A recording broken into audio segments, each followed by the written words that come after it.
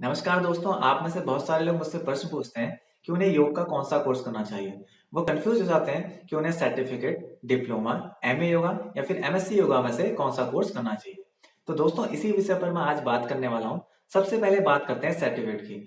दोस्तों, certificate normally ये universities में 6 महीने का होता है अधिकतर, और इसके लिए जो योग्यता होती है वो 12th पास होती है। यानी कि कोई भी 12th पास वाला स्टूडेंट जो है सर्टिफिकेट कोर्स को कर सकता है। यानी कि अलग अलग यूनिवर्सिटीज के अलग अलग जो है एलिजिबिलिटी हो सकती है, लेकिन अधिकतर यही होती है। इसके अलावा दोस्तों, जो एमए योग होता है उसके लिए स्नातक मांगा जाता है। यानी कि स्नातक किसी भी सब्जेक्ट से एक परसेंटेज क्राइटेरिया हो सकता है अलग अलग यूनिवर्सिटीज के हिसाब से।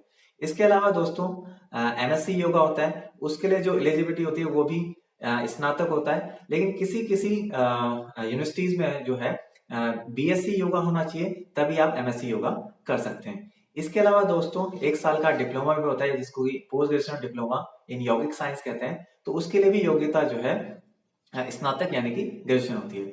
अब प्रश्न ये उठता है कि इनमें से कौन सा योगा कोर्स आपको करना चाहिए। तो दोस्तों, मैं हमेशा यही रिकमेंड करता हूँ कि अगर आपका ग्रेजुएशन हो चुका है और आप आगे योग में करियर बनाने की सोच रहे हैं, तो फिर आपको मास्टर डिग्री के लिए ही जाना चाहिए। यानी कि आपको एमए योगा या फिर एमएससी योगा ही करना चाहिए। उसका भी एक कारण है, क्योंकि वर्तमान समय में बहुत सारे लोग जो हैं योग में अपना करियर बनाना चाहते हैं, और बहुत सारे लोग जो है योगा को कर भी रहे हैं। तो आने वाले समय में ऐसे लोगों की संख्या ज्यादा बढ़ जाएगी, ऐसे विद्यार्थियों की संख्या ज्यादा बढ़ जाएगी जिनके पास में योग का कोई ना कोई सर्टिफिकेट या फिर डिप्लोमा होगा। तो अगर आप पहले ही मास्टर डिग्री कर लेते हैं तो एक तो आप जो है अपर हैंड में आ जाएंगे। इसके अलावा दोस्तों, अगर भविष्य में जो है गवर्नमेंट जॉब निकलती है, तो वो भी स्कूल लेवल पे, तो हो सकता है उनके लिए 1 साल का डिप्लोमा मांगे, हो सकता है उनके लिए 6 महीने का सर्टिफिकेट मांगे, और हो सकता है उनके लिए मास्टर डिग्री मांगे। तो ये कोई भी नहीं जानता कि भविष्य में क्या मांगे, लेकिन क्योंकि मास्टर डिग्री सबसे बड़ी डिग्री मानी जाएगी योगा में, उससे बड़ा तो कुछ नहीं होता है। तो अगर आपने मास्टर डिग्री पहले ही कर लिया, तो जाहिर सी बात है आप एक सेफ जोन में आ गए, है ना। कल के दिन अगर स्कूल में बोला जाता है कि आपके पास एमए योगा या फिर एमएससी योगा होना चाहिए, तो आपने किया हुआ, और दूसरे कैंडिडेट ने अगर एमए योगा या एमएससी योगा नहीं किया, उसने सिर्फ सर्टिफिकेट या डिप्लोमा किया है, तो वो एलिजिबल ही नहीं होगा।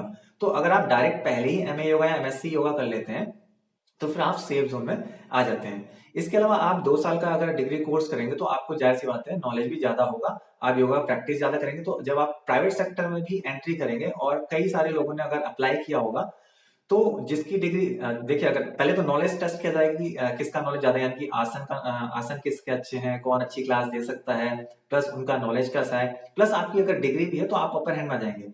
जैसे कि अगर एक कैंडिडेट है जिसके पास में 1 साल का डिप्लोमा है और आपके पास मास्टर डिग्री है एमए योगा या एमएससी योगा में से, तो दोनों के आसन सेम है, दोनों का नॉलेज सेम है, लेकिन एक के पास में मास्टर डिग्री और एक के पास में डिप्लोमा है, तो जाहिर सी बात है मास्टर डिग्री वाले का सिलेक्शन हो जाएगा।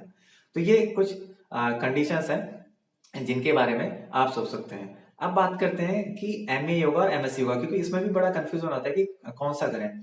तो देखिए, अभी तक ऐसा कुछ फिक्स तो नहीं है कि कौन सा बड़ा कौन सा छोटा है। क्योंकि अगर बीए योगा को पढ़ाना है तो एलिजिबिलिटी एमए योगा होगी, अगर बीएससी योगा को पढ़ाना है तो एमएससी योगा उसके लिए जो है एलिजिबिलिटी होगी। और सिलेबस की बात करें तो दोस्तों, ऑलमोस्ट सेम ही सिलेबस होता है। थोड़ा ये कह सकते हैं कि जो एमएससी होगा उसमें थोड़ा साइंस के बारे में, यानी कि जो शरीर विज्ञान है उसके बारे में ज्यादा फोकस किया गया होगा। और जबकि जो एमए योगा है उसमें फिलोसफी में, उसमें भी होगा शरीर विज्ञान, लेकिन उसमें जो है फिलोसफी पे ज्यादा फोकस किया होगा। फिलोसफी आपकी एमएससी योगा में भी रह सकती है। तो इतना कुछ क्लियर मैं इसका आंसर नहीं पाऊंगा, लेकिन आप दोनों में से कोई भी मास्टर डिग्री करेंगे तो आपके लिए बेस्ट रहेगा। तो अगर आप साइंस बैकग्राउंड से हैं तो एमएससी योगा के लिए जाइए, अगर आप बीए बैकग्राउंड से हैं, मतलब आर्ट्स बैकग्राउंड से हैं, तो आप एमए योगा के लिए जा सकते हैं। तो दोस्तों, उम्मीद करता हूँ आपके जो डाउट्स हैं, जो कंफ्यूजन है, वो क्लियर हो गए होंगे काफी हद तक। लेकिन उसके बाद भी अगर कोई कंफ्यूजन है तो आप मुझे कमेंट कर सकते हैं, या फिर आप मुझे फेसबुक या फिर व्हाट्सएप पे क्वेश्चन करके पूछ सकते हैं।